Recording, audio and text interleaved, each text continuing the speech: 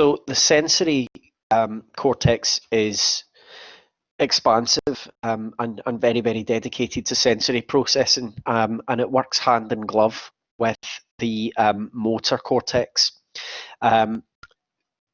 Within these cortices, you have primary areas and you have association areas, and I'll explain a little bit more about those as we go through.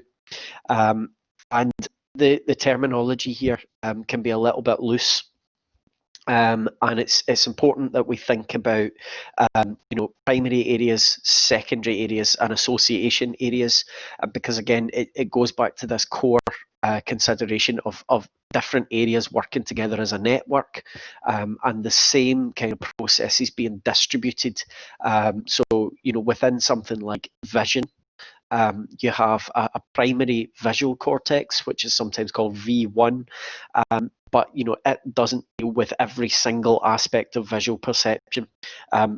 Projections from that initial area go to higher visual areas and then into association cortices when some of the more cognitive stuff kicks into play.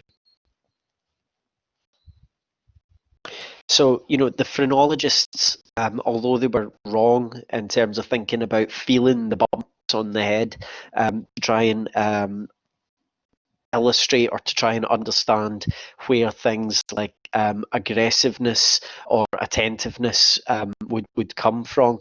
The idea underpinning it that different bits of the brain do different jobs is not wildly wrong. You might have seen in people's offices, that they've got this phrenological head. It's just a gimmicky kind of souvenirs type stuff. But it was important that phrenology happened, because it did then shape how other people went on to study the brain using more sophisticated methods, like some of the imaging techniques that we talked about in the pre-recorded sessions. So the primary sensory areas, like your primary visual cortex, your primary auditory cortex, they sort of take the basic rawest sensory. So, for instance, visual to its features like lines and edged. That idea that there's just an object to be, and then sort of specify further and dimensions like orientation of lines, whether it's a moving object or not, does it have color, and they are kind of semi-autonomous processes that all come together. And the output of this primary, in this case visual area, would go into secondary cortical areas, where they kind of collate all this information together into a whole, and reconstruct all these very basic elements of perception into something, say, like a letter of the alphabet or a human face. So you've got different very basic primary areas doing things like feature and edge detection, and colour and whether or not it's moving, and then you bring these all together into a more holistic percept. So again, it's networking that enables us to do this. Then that information gets processed and worked upon by these association areas, where we integrate other senses. So if it's a human face and its lips are moving, what sound is it making? Is it singing? Is it speaking? Is it a language that we understand? So again, that enables us to form this greater global perceptual experience. So again, although we've got distinct dedicated areas, they are brought together in association so that we get the greater understanding, the greater sort of cognitive experience.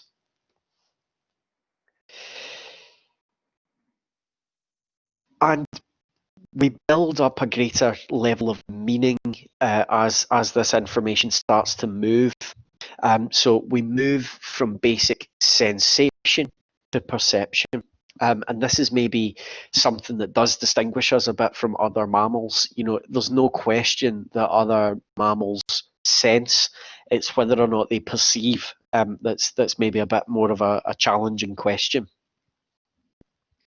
So going back to the pre-records, we know that this happens by doing imaging studies. We know about it by studying the physical structure of the brain and the functional processes, using things like functional magnetic resonance imaging, positron emission tomography, electroencephalography. We know all these things. We know all these things happen. So we know, for instance, to take an example from vision, that if we damage the primary vision projection areas, we get selective blindness. So, people might be blind, but restricted to a certain area of the visual field rather than completely. But we know that damage to secondary or association areas does not result in this damage and this deficit. So if we take something like visual agnosia, which is sometimes called psychic blindness, you show someone like a drawing of a pair of reading glasses, and they can describe the visual features of what they're looking at. So they can say something like, well, there's a circle and another circle, and that they're joined by like a sideways bar, and there's two long bits coming off the back of the circles. And they think, well, okay, it's a bike, and they're hesitant and they're confused and they're frustrated because although they can do all the basic feature extraction, they can't pull that together in a semantic, meaningful whole. And there's quite a famous sort of book around about this by a guy called Oliver Sacks, written about, and it's got the title called "The Man Who Mistook His Wife for a Hat," and it's quite an accessible book. It's quite an interesting read, and it picks up on how damage to different areas of the brain results in very distinct sort of behavioural and psychological deficits. So we know that we have to have this network fully operational for the sort of holistic experience to work as it should. And we know that we have to have these connections between sensory and motor areas so that we can respond appropriately to sensory input. So for instance, you're maybe trying to read out loud from a book, and based on input from other senses, you can modify your behavior. So for instance, sensory feedback might make you speak more loudly or more slowly, and this is very important for successful sort of navigation through the world. And we know that if we interrupt this feedback process or we distort it, then that has clear sort of behavioural implications. And this happens really, really fast. So you're talking about things happening within milliseconds of each other. So it shows how effective this processing system can be.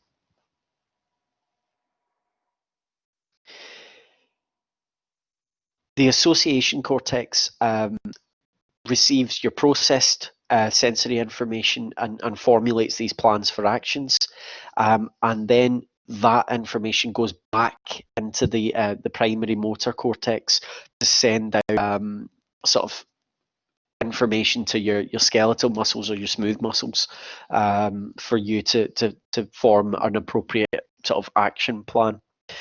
So you've got this both bottom-up processing from the senses coming into the primary areas, going up to the association areas, but then you also have this top-down processing coming from the association areas back into primary areas and then out through other divisions of the nervous system. So you've got this two-way flow of information, which is obviously really, really helpful. It's not all just one directional. So the bodily senses, particularly things like touch and a lot of pain sensation, are represented right next to that central sulcus, that sort of line and division that goes sort of sideways down the outside of the head, around about halfway back in the brain. And these are represented in your somatosensory cortex. And this is where we get the representations of the different parts of the body. Now, one of the things that's really quite interesting about this is that the little representation of the body within the brain is not perfectly proportional to the actual human body. So we can actually illustrate this using something called the homunculus, and we'll talk about this a little later. And what we've learned from really, really dedicated and careful study of this somatosensory cortex is which areas of the body are under or over represented in this homunculus.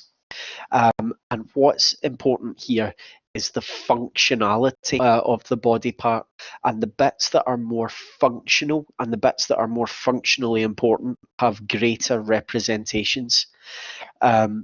So the ability to make really, really fine sensory discriminations requires a greater representation. And if we were face to face in a real lecture theatre, I would be doing a practical demonstration of this at the moment, which involves essentially a ruler which has two really sharp points coming off of it. So what you can do with this sliding ruler is you can move the two really sharp points either practically so that they're touching each other or so that they're much further apart.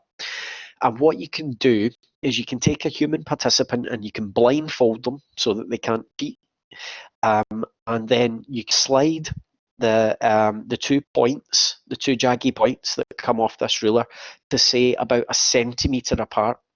Now, if you're the participant and you've got this blindfold on, and I've slid the 2 points about 1 centimetre apart, if I tap you on the back of the hand or on the tip of the finger, you'll be really good at telling me that there's 2 points.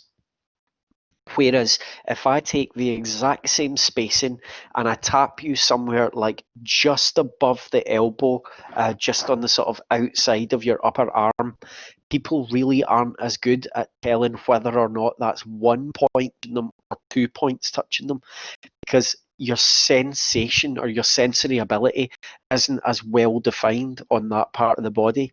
And if you take it to somewhere like the small of someone's back, those 2 points need to be really quite far apart before someone can reliably tell you that there's 2 different sources of contact. Whereas on the tips of the finger or on your lip, or on like your cheeks, then if those points are even just millimeters apart, people are really good at identifying that there's actually 2 sources of information rather than 1. It's a fun little experiment to do, but obviously really difficult to replicate remotely. Something to look forward to in future years, perhaps. So a rough illustration of what this looks like is, as you can imagine, your face, your lips, your fingers, these areas all have really disproportionately large representations in your somatosensory homunculus. So what this looks like is that if you recreate essentially a physical body based on what the representation looks like, you end up with something that looks really quite deformed. So it has a massive face and huge lips and really long fingers and really quite long feet and long toes, and the sexual organs are massively overrepresented compared to their physical space on the real human body, because again, in terms of functionality, these are the parts that are really, really important for us as a species. We can perform really, really fine movement with our fingers. We can speak, we can articulate, we can control our vocal cords, we can control our toes and our feet reasonably well. Whereas things like your hip and your trunk. Although they make up fairly large parts of your body, they don't have a very big representation within this homunculus. So the what we can learn from this is what damage relates to what behaviours, or indeed what behaviours relate to what damage. So, for instance, if someone has a stroke or traumatic head injury that influences the somatomotor area, you would typically expect them to lose control over the parts of the body that are represented by the affected area. So, by studying the changes in people's capabilities and behaviours, we can work backwards and infer what bits of the brain have actually been damaged. So, for instance, if someone has a stroke and loses, fine motor control over their left hand but not their right, we can infer where that damage has taken place. Or similarly, if someone loses the ability to vary the tone of their voice following a stroke, we can again infer that it's maybe not their, like their tongue and respiratory system that's been affected, because they can still speak, but it's maybe the part of that cortex that controls, the actual fine-grained coordination of pitch control. And again, as I said, if you actually recreate a human form, this homunculus, as a physical embodiment, you see these really thin, long arms. You see massive representations of the hands. The mouth and the tongue and the lips are huge, whereas like the top of the head is absolutely tiny, because your scalp and the top of your head doesn't actually really do anything, whereas obviously your hands are capable, or a typical person's hands are capable of really, really. So it's very, very interesting that you see these differences. It's not a perfect, one-to-one scale representation of the human body. There is distortion. Where we start to get into slightly more controversial waters is the specialisms of each hemisphere brain. And although for a long time we've been able to kind of see and observe that different hemispheres, or each hemisphere does slightly different specialism of function, which is sometimes called lateralization. The way that this is presented in real life is often really, really oversimplified. And this is a bugbear of mine, because it's one of those areas where people think that they know a lot more about this than they necessarily do. And it has real life consequences, because if people start to treat, say, a stroke patient or a dementia patient or someone who's had traumatic head injury based on sort of stereotypical views of what each part of the brain does, then that can actually really impact on their recovery and their ability to function. So it's important that although we recognise that there is some specialisation of function in each hemisphere, the way that we understand this, or the way that lay people tend to understand this, is sometimes grossly oversimplified. And similarly, and quite controversially, people misrepresent sex differences in this area. So although there is some evidence that biological females might use a more global and more bilateral functioning, this is quite controversial and very, very task specific. So again, the difference between the male brain and the female brain in terms of structure and function is often oversimplified, overgeneralized. So when you're reading any research about this, you have to be really, really careful that you criticize the research. You think very carefully about how the data was obtained, and you think about whether or not that research can be generalized to all males, all females, across all tasks. One of the areas that seems to have, the clearest lateralization is language, and for people who are right-handed, language seems to be quite strongly lateralized to the left hemisphere. Interestingly, for left-handers, this distinction isn't quite as strong.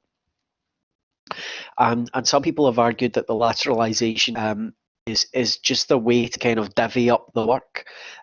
So language is an incredibly specialized thing. It requires a lot of processing and effort. So by allowing one part of the brain to kind of specialize in language, you allow other parts to get on with other stuff. And there's some evidence that lateralization happens in other species as well. So, for instance, in macaques and in songbirds and actually in mice, you might see differences in which parts of the brain are specialized for things like decoding the sensory information, like the sounds of language, whereas other parts are more specialist in the motor response and actually producing language. So to simply say that all language is done in one part of the brain is far too simplistic. And there are important parts of the language comprehension and production process that take part in the right hemisphere. So yes, there does seem to be some left lateralization for language. It's mostly in right-handers. And even then, it's too simplistic to say language is done in the left hemisphere.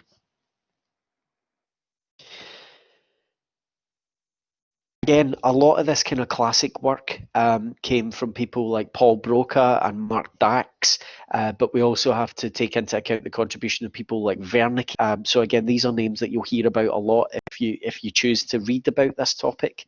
And we learned a lot from sort of stroke patients and carbon monoxide and the individuals that had experienced carbon monoxide poisoning and head trauma. But nowadays, we tend to use things like functional magnetic imaging and PET scanning to understand the structure and function that underlies these processes. I'll come back to talk about neuroplasticity later in the session because, again, we do know that the brain has some incredible potential to reorganize itself following things like stroke or serious trauma. The timing of that is crucial, though, because the longer the brain's been starved of something like oxygen or blood supply, the damage can potentially become irreparable and more widespread. So we can do some quite cool studies. We can work with split brain studies. So, for instance, people that have had their corpus callosum, that big bundle of fibers that connects the hemisphere together, if you sever that, maybe as part of the for epilepsy, you can look at what the consequences are. So seeing how participants struggle to maybe coordinate information across the hemispheres, so the same behavioural task might be impacted preferentially. And we know that that as I said, the right hemisphere is not the lazy neighbour when it comes to language production and language comprehension. But what the right hemisphere might be doing is extracting things like pitch and tone variations, whereas the left hemisphere might be dealing with semantic content and the meaning of the sentences. And again, there's loads and loads of studies that look at this. So again, it's not so as simple as to say left hemisphere does language. It's that maybe more of the bits are actually localized to the left, whereas stuff that is important for language but not unique to language is maybe done in the right hemisphere. So variations in pitch and tone are important for hearing music and hearing changes in the global sound environment, but not unique to language. So yeah, the right hemisphere is doing stuff that relates to language, but left hemisphere might be doing stuff that is more language only. So again, people people that are trying to do this NAVON global precedence task, which is something that you might hear about a lot, particularly in cognitive psychology and in sort of cognitive neuroscience, is where a participant is shown a stimulus that's like a big letter shape, like an A or an L or a D or a C or whatever it happens to be. That shape is actually composed of different letters. So, for instance, someone makes a letter L shape, a vertical bar and a horizontal shorter bar, but it's composed of the letter D. Now, the participant could be asked to respond to the shape or to the letter components. So you could give participants loads of these trials and say, tell me what shape has been made, and they would go L, C, V, based on the global letter shape. Or you could say, tell me which letters make up the shape. So they would, although they're looking at an L shape, they're actually saying D, or they might be looking at a V shape, but they're saying A, depending on whether the letters, what letters are making up that shape. And what we see is that if the participant is looking more globally at the shape, you see activity on the right hemisphere, whereas if someone is trying to extract the kind of semantic meaning, i.e., which letter is making up the big shape, you see activity on the left-hand side. So you've maybe got more basic feature detection happening on the right, whereas the meaningful semantic that's a D kind of thing comes out on the left. But in real life, you would use both right and left hemisphere to do something like read a sentence. If it comes to something like emotion, we know that people that tend to have left hemisphere damage are sometimes sort of more depressed or more aggressive following the damage, whereas people with right hemispheric damage seem to be a bit more indifferent. So that again sort of suggests that maybe emotion might be a bit lateralized. But again, a lot of this early work was involved incredible trauma that affected a diverse area of the brain. So nowadays we tend to use healthy patients as well as impaired patients, and we tend to use techniques that are very, very accurate in identifying specific areas of activity or specific areas of damage. So again, we have to be careful that we don't get bogged down in looking at the classic kind of stereotypical considerations of trauma to certain areas, and also that we don't lose sight about things like damage to diverse networks, because again, certainly in the early studies, people didn't necessarily appreciate the kind of domino effect that trauma has to an array of areas. So, things that were maybe attributed to one specific area of the brain are maybe historically a bit inaccurate. So one of the areas that's actually sort of come about in the last sort of decade or maybe even 20 years is this idea of transcranial magnetic stimulation, which allows you to basically simulate brain damage in an otherwise healthy patient. And the way that TMS works is that it generates a very small but powerful magnetic pulse, which disrupts activity within the neocortex. And depending on where you place this pulse on the head and at which point in time you place it, you can disrupt activity to a task. So for instance, in object identification or in reading or in face recognition or in complex problem solving, you can try to interrupt this by using one of these magnetic pulses. For instance, we know that being able to describe or understand emotional expression in someone else's face is typically disrupted when you muck about with the right temporal lobe, but not so much the left. Whereas doing something more broadly to the frontal lobe would result in equivalent deficits. TMS is suggested to be completely harmless. So patients can go through a lot, or patients and clients and participants can go through lots of these trials without sort of experiencing too much difficulty. And the disruption is really, really short lasting. Because, as I said, it's a very, very brief electromagnetic pulse. So some things that have been suggested in terms of, in terms of specialisms would be that the left hemisphere is maybe more verbal, more analytic, more rational, more intelligent, maybe more masculine, whereas the right hemisphere is maybe more synthetic, more emotional, and maybe more feminine. But again, please look very critically at any research in this area, and please don't overgeneralize. This idea, males are all left brain and females are all right brain, is frankly ridiculous, because first of all, masculinity and femininity are present in everyone, not just males and females.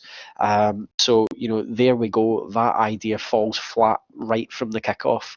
And similarly, things like language perception also involves perception of melody, and the distinction of when sound starts and finishes.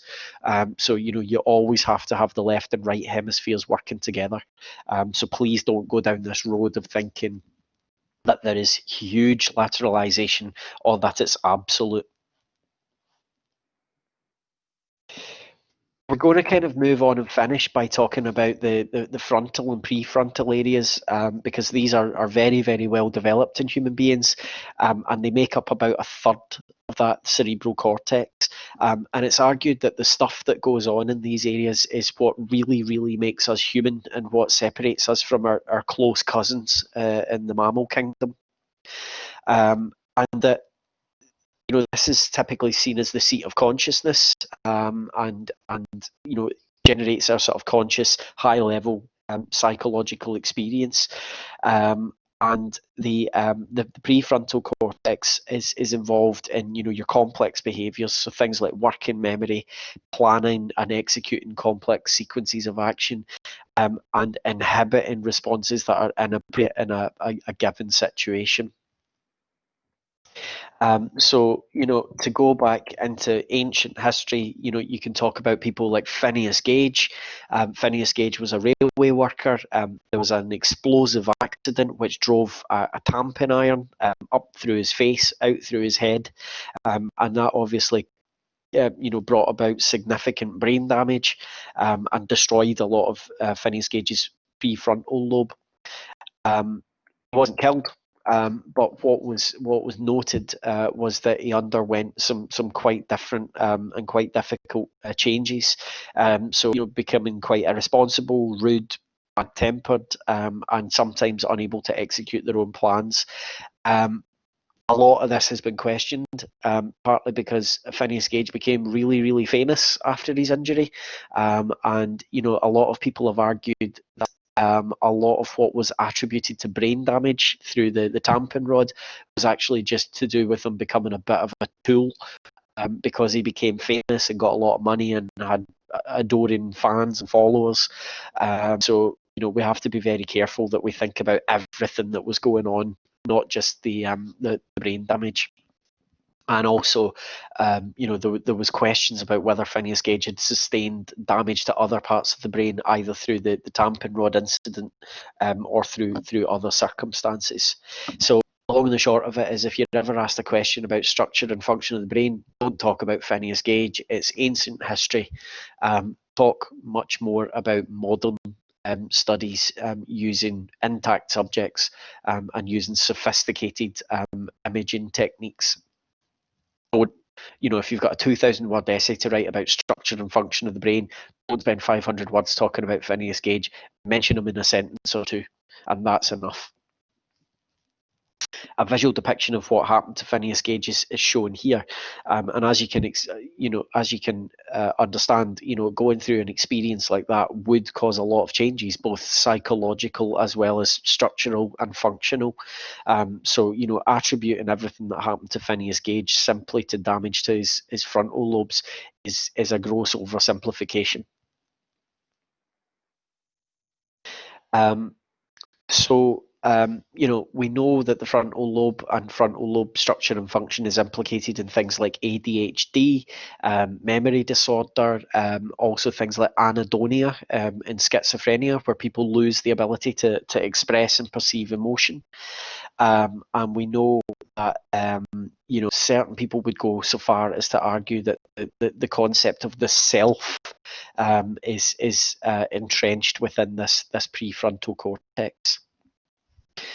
In terms of your development, both within the womb and the human as a species, frontal lobe develops quite late. So it develops quite late in sort of prenatal gestation, and as a species, we didn't develop frontal lobes until relatively recently, certainly compared to when we evolved and developed things like a hindbrain and a midbrain.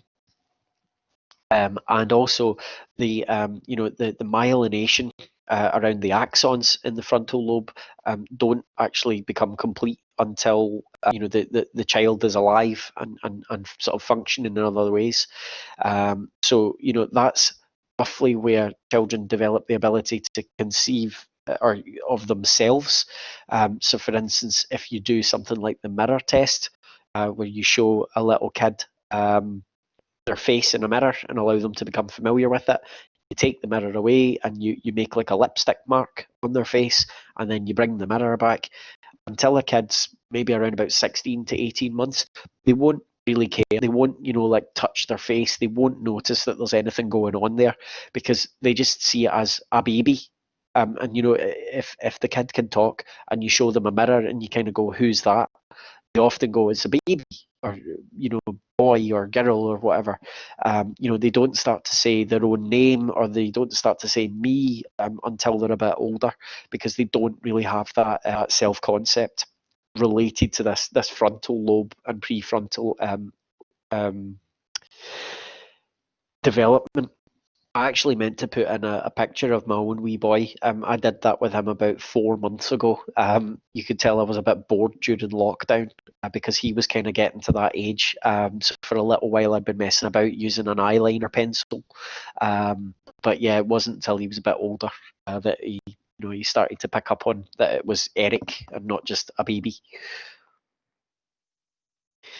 So again, using more sophisticated techniques, you can do that with functional magnetic resonance imaging, and you can track that through the lifespan. So you can see how activity and structure and function changes from early childhood through to adolescence, all the way through with healthy aging and indeed atypical aging like dementia and Alzheimer's and stroke and MS and all these types of things. And it seems particularly that men are prone to sort of tissue loss in these areas. But again, you have to be really critical if you're looking at that research, because is it something to do with their maleness? Or is it something to do with lifestyle or other factors? So again, if you're looking at that research, don't overgeneralize, and also think critically about, is it something about being biologically male, or is it something about life or health behaviours or something else? So to start summing up, the pre-cortex, the prefrontal cortex, is a very important area, and it has a diversity of function, it has a diversity of responsibilities, and damage and deficit in these areas are characterized by the things that make us most human.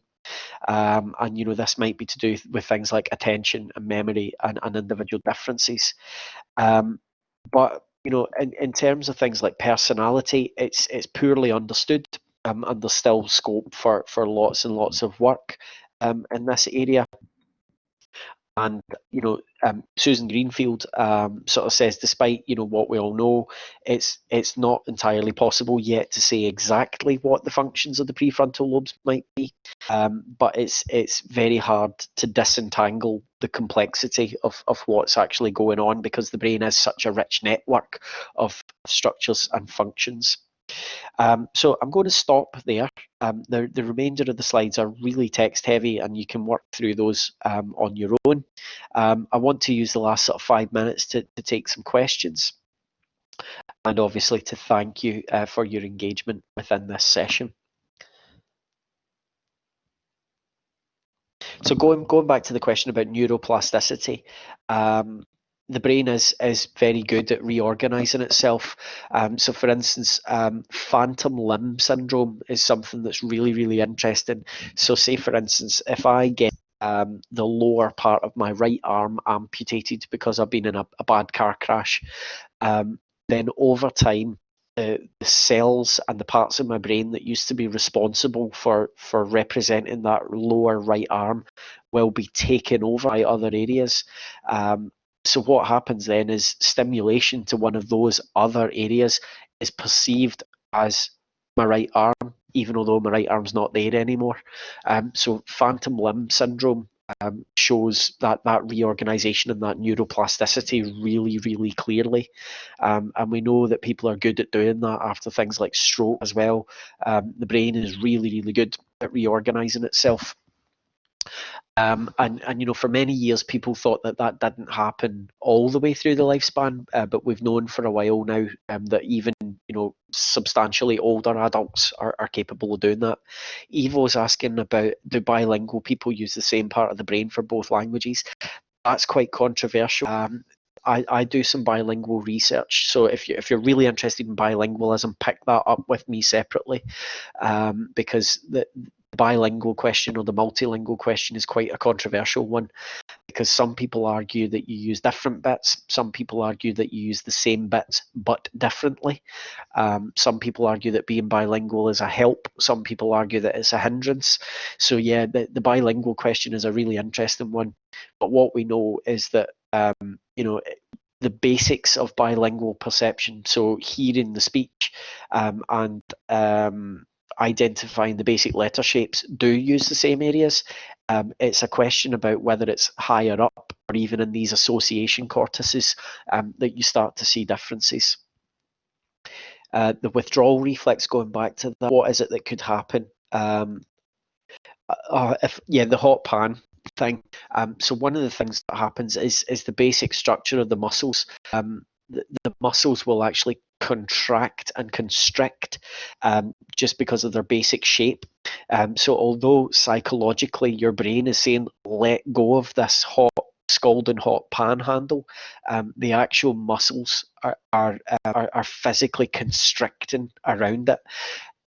This is why, from a health and safety point of view, if you ever think that you are in a burning building or something like that, or there might be a fire, use the back of your hand to touch a doorknob, a metal doorknob, and because that way, if it is hot, your hand will grip, but you'll make a fist.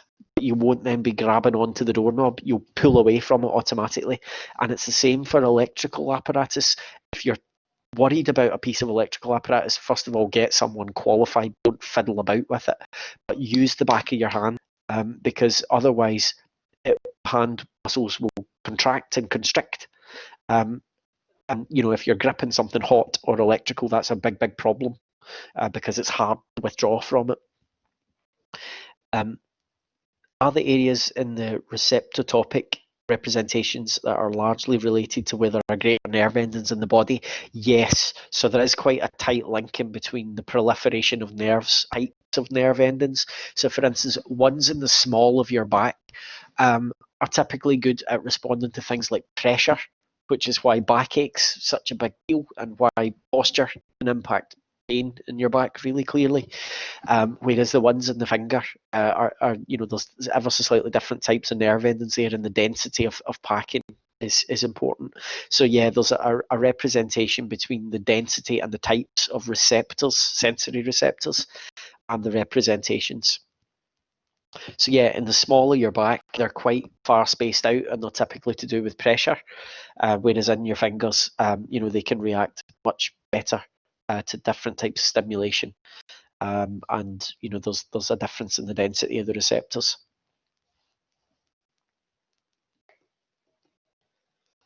Subcutaneous threshold testing. So basically figuring out where you can reliably tell the difference between one or two different points of stimulation. And you can actually try that at home safely. I suppose if you have something that's got 2 points on it, maybe like a tuning fork, if you close your eyes or you ask a housemate or something to close their eyes and you touch them in the small of the back, they might not be very good at identifying that there's 2 points touching them. Whereas if you do it on the back of their hand, they're going to be really, really good at identifying that there's 2 points there.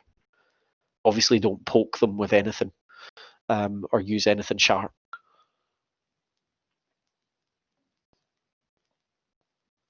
Okay, I think we'll call an end to the session there. But if you've got any questions, you can always follow up using the discussion boards on GCU Learn.